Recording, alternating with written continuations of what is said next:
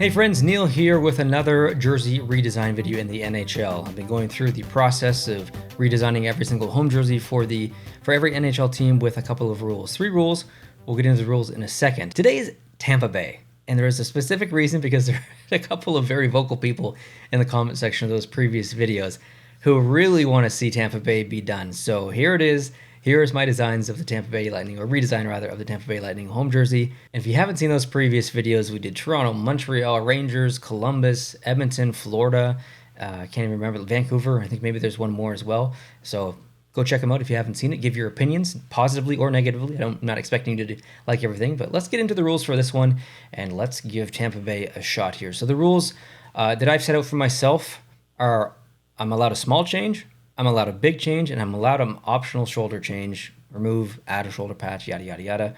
And I'm focusing on the home here. I'm not thinking about the away. You're going to see an away, but I'm not going to focus on the away. I'm only focusing on my design for the home jersey. And the reason I'm doing this is to challenge myself. Like, that's the purpose. If you're a graphic designer and you're in the community and you're working professionally, amateur, you're just designing for fun, whatever, it doesn't really matter. If you want to do this professionally, not specifically hockey, but design of any kind, you're going to be put into a position professionally where you're working under rules. So this is a good example of that. The template that I'm using here is Puck Designs. Like I've said in the previous videos, free template, no idea who this is, not a sponsor. It's just a free one that you can get yourself out there. And then once you do, you can follow them on Instagram. They have a little thank you thing here. So let's jump into the actual designs here. This is what they currently use, or a very close rendition of it that I made. This is their home jersey. It is a fine jersey. The issue I have with Tampa is that it's so close to the Toronto Maple Leafs, and they're in the same division. It's very frustrating. And no offense to Tampa, because I know this is a very important jersey because there's cups involved in this recently, but like Toronto kind of owns this general design. And I know that lots of teams use the same color in the NHL. Lots of teams use blue. Lots of teams use red. But this is just so Toronto.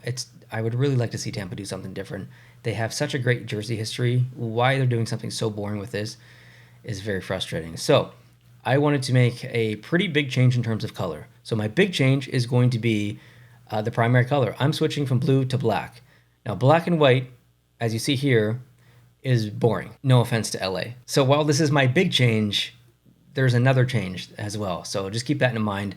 But black is a part of the Tampa Bay Lightning history, so why not make that the primary color, or at least a secondary color in the jersey, whether it's my design or someone else's design, or a future Tampa Bay Lightning jersey. Let's get some black back into their design language. I would love to see that. So that's my big change, is the primary color from blue to black. Now my small change maybe is like a small change times 0.5, might be a little bit more than a small change.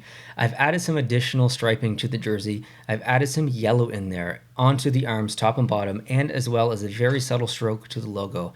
I felt like, yes, black is a great primary color. Blue is a good complementary color. Their blue is a little bit dark to complement the black perfectly, but why not have a tertiary color in there other than white that's going to be a little bit more vibrant and eye-catching, kind of like how Seattle has the red in the eye in the logo. It's a bright color that isn't used that much, but it's just a great color that leaps off the jersey. I feel like yellow does that here a little bit. Additionally, lightning bolts sometimes appear yellow, so like it's not really that off-brand of a color.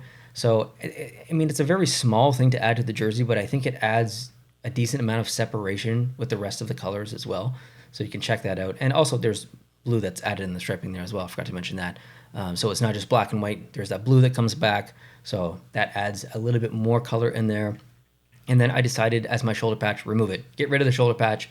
Let that black kind of breathe up there. And I kept the blue on the inside of the jersey as well. So that's it. Nothing crazy. It's a pretty small change.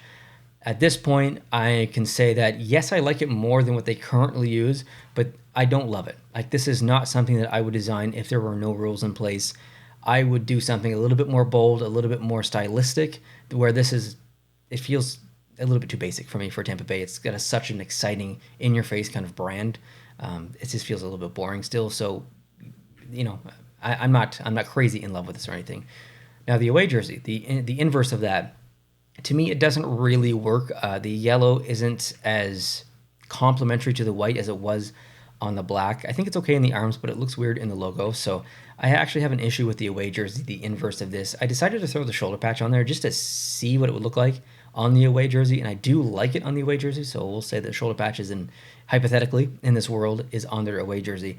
But just for funsies, I wanted to see what the jersey would look like without the yellow. So I removed the yellow, and I do like this better. So while it is still maybe on like a little bit of a boring section, at least there's some black in there. We still get the blue, and I think it is nicer than their current away. So this is a bit of a conflicting one for me. I don't necessarily think this would be considered a pass, but I don't think it's considered a failure either in terms of like me judging myself or the end result here. So of all the jerseys that I've redesigned so far, I might put this like mid to lower pack in terms of happiness level of for myself in terms of what we got here at the end. So leave your thoughts down below in the comment section of the home, of the away. And that's the bad part about the challenge, is that the rules are in place. Sometimes that's, it leads to good things. Sometimes it's too much of a handcuff and I'm kind of trapped. That's a bit how I felt here for Tampa Bay. I couldn't really do something as much as I wanted to do with the rules in place, which is really the entire point of the process. It's the challenge that sometimes doesn't lead to exactly what you thought. That's real life. That's the challenge of working as a designer in real life professional situations.